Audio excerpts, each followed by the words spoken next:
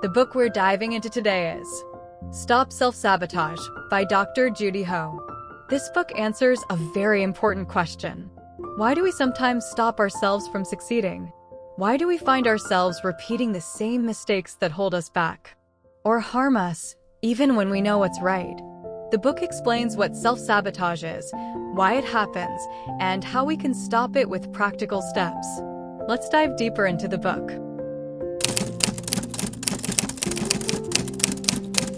Self-sabotage is simply behaviors or decisions we make that hinder our success or well-being, often without conscious intent. It's not always deliberate. Sometimes it's an old reflex or defense mechanism we learned long ago without realizing it. It shows up in different forms: procrastination and delays, entering harmful relationships, rejecting opportunities or rewards we deserve, even minimizing our achievements and focusing only on what's missing. Why do we do this? Dr. Judy Ho explains that there are psychological and practical reasons behind self-sabotage. Conflicting fears. We may fear failure and sometimes even fear success because success comes with responsibility and change. Old internal identity, deep-rooted beliefs from childhood like, "I'm not enough," keep us repeating these patterns. Neural habits. Our brain seeks immediate comfort, choosing to avoid stress now even if it harms us later. Cognitive bias. We focus more on mistakes and forget small successes, convincing ourselves we can't succeed. Perfectionism. If success for us means perfection, we often don't start at all out of fear of failure. Emotional compensation.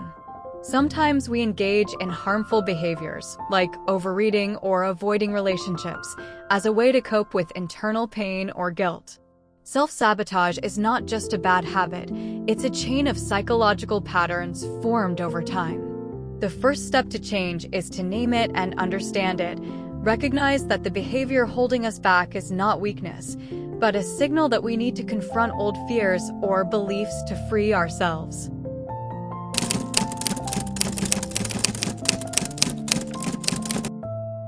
Once we understand what self-sabotage is and why it happens, Dr. Ho says the next step is to identify your own pattern. Not everyone sabotages themselves in the same way. Each person has their own style or approach. Main patterns. 1. The inner critic. A voice inside constantly says, "You're not enough," or "You'll fail." This undermines confidence and diminishes accomplishments. 2. The procrastinator. Delays important tasks, not because you don't want to do them, but because fear makes you avoid confronting them. 3. The over-perfectionist. Sets impossibly high standards, moving only if everything can be perfect. Result? Nothing gets done. 4. The people pleaser. Focuses on meeting others' needs at the expense of their own goals and well-being. 5. The risk taker. Engages in impulsive or hasty decisions, indirectly sabotaging their own success. Why is it important to know your pattern? Once you identify which behavior shows up most, you start noticing it as it happens. This alone is powerful. Instead of operating on autopilot, you gain control over your actions. Example: if you find yourself constantly delaying important work, your pattern is the procrastinator. As soon as you notice it, you can say, "I'm self-sabotaging by procrastinating right now." Naming the behavior is the first step to breaking the cycle. Remember, identifying your pattern isn't the goal itself, but a map showing where your self-sabotage comes from. Once you discover it, you can build practical steps to change it. The book then guides us on how to break these habits and replace them with healthy ones. After understanding what self-sabotage is and identifying your personal pattern, Dr. Ho moves to the crucial step: how to break the habits that feed self-sabotage.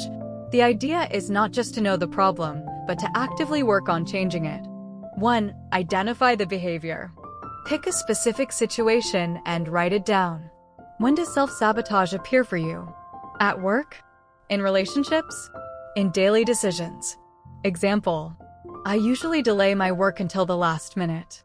2. Analyze the cause. Ask yourself, why am I doing this? Is it fear of failure? Feeling inadequate? Escaping stress? Awareness of the cause reveals that the behavior isn't random, it has an internal root. 3. Replace the behavior. Change doesn't mean stopping a habit all at once. Instead, create a small alternative and take it step by step. If you procrastinate, start with a 10-minute task. If you criticize yourself, write a positive counterstatement and repeat it. If you people please, practice saying no in a small situation. 4. Repeat and practice. The brain learns through repetition. Every time you choose a healthy alternative, you create a new pathway in your mind, which eventually becomes the new habit. Awareness of the behavior is the true beginning of change. Once you notice your pattern, you have the chance to stop it and choose a different path. Key takeaway: breaking negative habits doesn't happen overnight.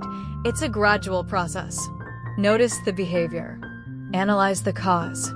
Choose a simple alternative. Repeat consistently. Over time, you'll break the cycle of self-sabotage and build stronger, supportive habits.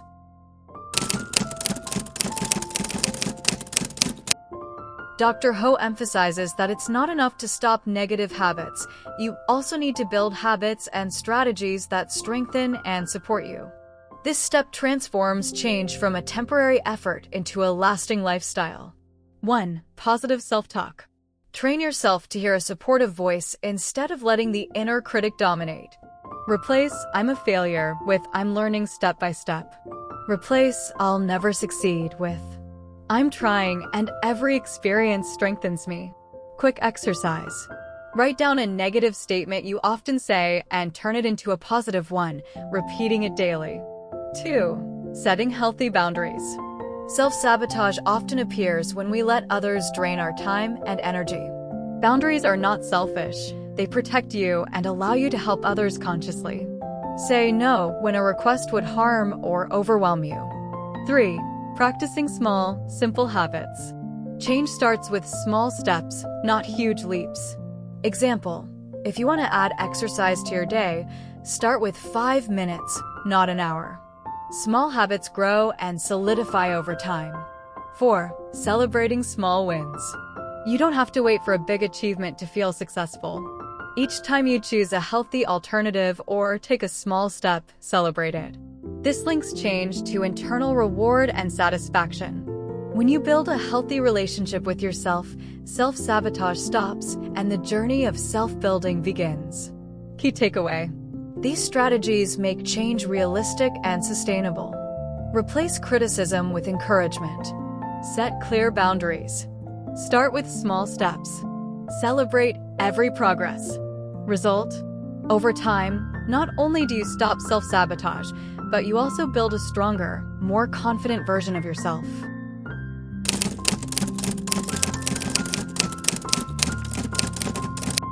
Dr. Ho says the biggest challenge isn't just starting a new habit, but continuing it until it becomes a natural part of your life.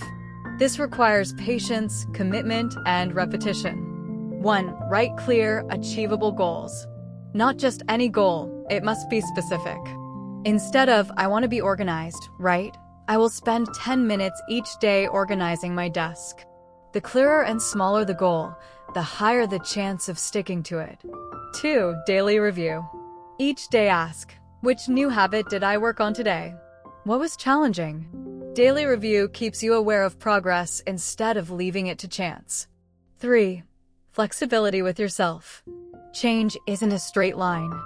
Setbacks or slips are natural. What matters is returning without self-judgment. As the author says, any small step forward is better than stopping completely. 4. Celebrate achievements. Create small rituals for celebration. Example: if you stick to a new habit for a full week, reward yourself with something you enjoy. This links accomplishment to positive emotions and encourages consistency. 5. Build a supportive environment. Habits stick faster when the environment supports them. Example: if you want to reduce sugar, don't keep sweets at home.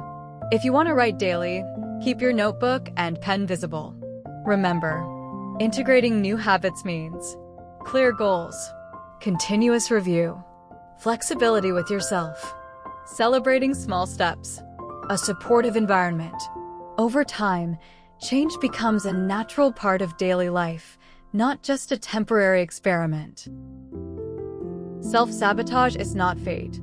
It's simply learned patterns, and by recognizing them, breaking them, and replacing them with healthy habits, we can free ourselves and build a stronger, calmer life. If you see yourself in any of these ideas, try a small step today. Every day, you'll find yourself moving closer to a life without self-sabotage.